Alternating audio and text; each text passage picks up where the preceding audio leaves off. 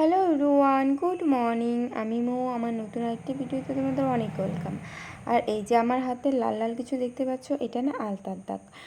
তো যাই হোক, সকাল ভোর 5টার দিকে ঘুম থেকে উঠে বাসি কাজ সেরে চান টান করে আমি চলে গিয়েছিলাম ঠাকুর ঘরে ঠাকুরকে পুজো দেওয়ার জন্য। আর আজকে এত সকালে কেন উঠেছি জানো, তারও একটি কারণ আছে। তো যাই হোক, তোমাদের একটু পরেই বলছি। আর এই যে দেখো, আলতা যে পরেছিলাম না, জানি না কেন আলতাটার কালারটা একদমই ফুটেনি আমার পায়ে। হাতে তো একটু বোঝা যাচ্ছিলো, জানি না কেন পায়ে একদমই বোঝা যাচ্ছিলো না। তারপর দেখো, ঠাকুরকে দিয়ে চলে এসেছিলাম ঘরে। ঘরে এসে যে আমি রেডি হচ্ছিলাম আর আমার বর হেল্প করে দিচ্ছিল। আর আজ সকাল 7টার দিকে আমাদের যাওয়ার কথা আছে ধূপগুড়ি হরিবাসরে, কারণ আজ আমরা দীক্ষা নিচ্ছি। আর আমাদেরকে সকাল 7টার দিকে যাওয়ার কথা বলেছিল।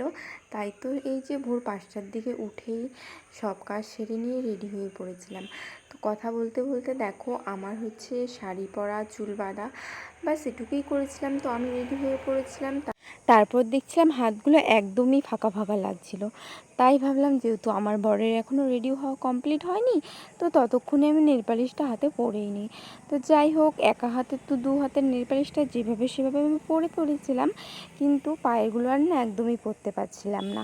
আর যেহেতু হাতের নেল পালিশগুলো শুকোয়নি, তাই বরকে বলেছিলাম আমাকে পায়ের নেল পালিশটা পরিয়ে দেওয়ার জন্য। আর আমার বর পরিয়েও দিয়ে দিল। তারপর আমরা দুজনে রেডি হয়ে হাসছিলাম আমি, কারণ আমার বর না চুলদারি কাটেনি, দেখতে একটু বিয়াটেই লাগছিলো। তো ওটাই ওকে বলছিলাম। ও বললো যে আজকে তো কাটা যাবে না, আমি কালকে কেটে ফেলবো। তারপরে এই যে আমরা দুজনে রেডি হয়ে বের হয়ে পড়লাম। তো আর তখন ঘড়িতে বাজে সকাল সেই 7টা 1-2 মতো। আর আমি ভাবলাম যে লেট হয়ে গেলাম, আমরা কিছু বলে নাকি, যেহেতু আমাদের 7টায় টাইম দিয়ে দিয়েছিল।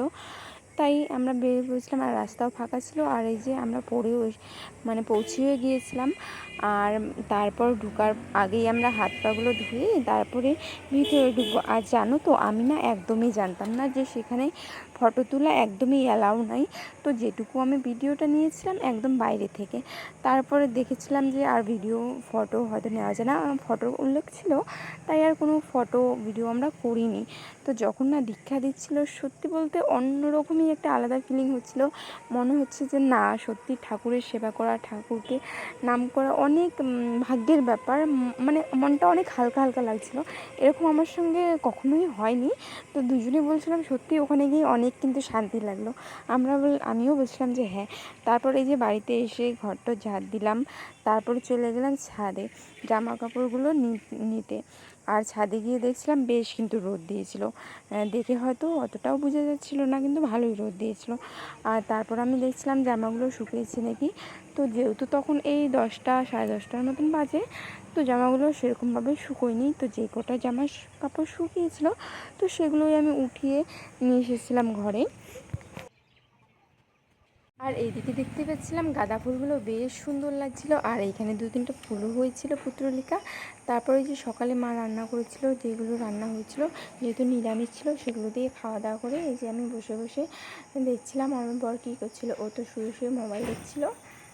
আর তখন বাজে দুপুর এই 1:30-2টা হবে। আর কি করব ভাবছিলাম, সব কাজও শেষ হয়ে গেছিলো, তাই ঘুমিয়ে পড়েছিলাম। এই বিকেল 4টা 7:30 থেকে ঘুম থেকে উঠেছি। তো আজকে ভিডিওটা এখানে শেষ করছি। হবে আবার দেখা হবে নেক্সট ভিডিওতে।